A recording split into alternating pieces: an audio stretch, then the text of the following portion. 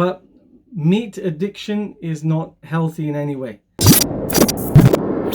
Assalamu alaikum, welcome to Real Talk. Today we're talking about vegan Muslims and my experience. So I had a Lost event, the Lost tour for Muslim youth, and we had booked about 500 biryanis, and in that one of the sisters called me up and said we need about 15 or 20 vegan biryanis, and I've never had that request before. So I was like, okay, is this obviously we know about vegan Muslims and that, so I want to have that balanced discussion. This isn't the podcast, this is just Real Talk, so don't forget to subscribe.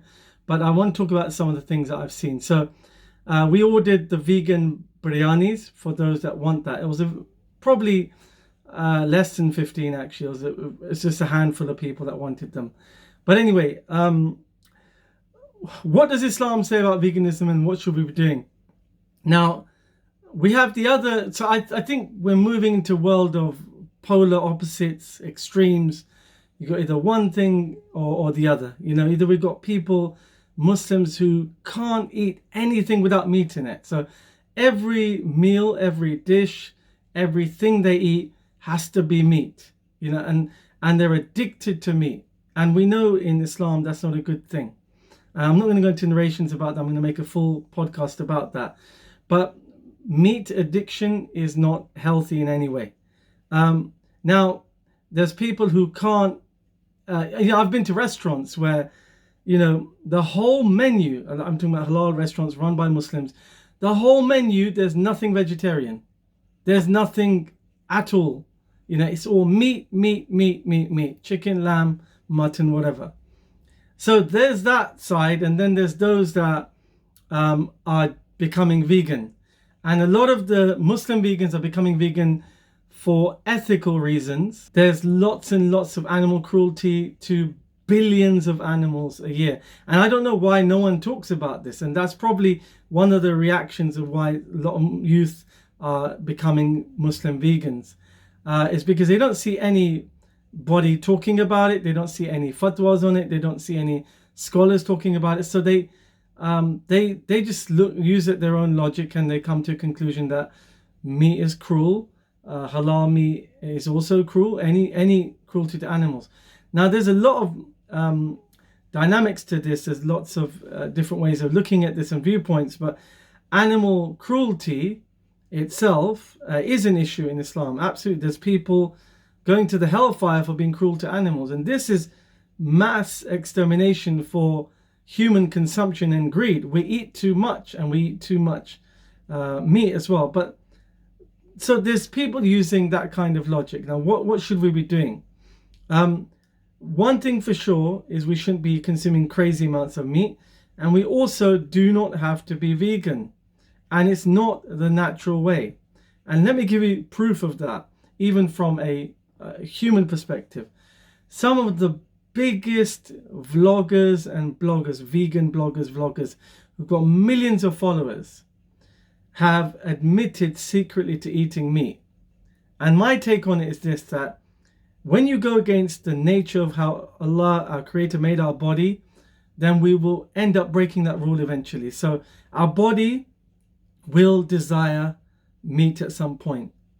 And if you deny meat constantly for months or years, you're going to deprive yourself of certain nutrients and your body's own natural instinct to eat some meat. So it's a natural thing to eat meat, you know, and that's why we have the two types of teeth. Those that carnivores only have one type, herbivores have one type. We have both for being able to eat meat and veg. But I'm not going to go into those debates, but I do want to say that from our point of view as Muslims, the Prophet ﷺ was not a vegan. You could argue he was semi-vegetarian, i.e. he would eat, most of his diet ﷺ was, well, it was extremely healthy, and it was vegetarian, and on occasion he would eat meat ﷺ. Now the thing is this, is a vegan diet better? I can tell you from my own experience, and I'm pretty much obsessed with healthy eating, that a vegetarian or vegetable-based diet is definitely better, way better than the junk, the rubbish we're eating nowadays. So the junk we eat now is not even food, it's processed chemicals in the shape of packaging that's all fake, with these E numbers and unknown elements that and ingredients that they're putting into our food that's making everyone sick. So we know that. So yes, if you're living in a village somewhere on a farm and you can eat organic meat, literally from the field, you raised it yourself, then that meat, there's no harm in that meat. It's good for you. It's even got nutrition. Now, the other thing about meat is that we're not even eating the good parts of the meat. So we're eating steaks, we're eating the parts that have the least nutrition. The bits that have nutrition are the bits that we throw in the bin. So the kidneys and the neck of an animal, things like that, which are really, really nutritious. Liver, we don't eat anymore. We just go for the stuff with nothing. On top of that, the animals that we're eating, on top of the cruelty, is the hormones, the antibiotics, their feed is synthetic. So you are what you eat, and the animals are eating the stuff, and we're consuming those indirectly, consuming all that junk into our bodies.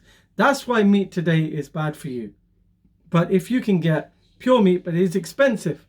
But I'm just coming on to that conclusion that what do we do? So do we eat, do we go vegan? Do we go cut down on meat or not eat meat?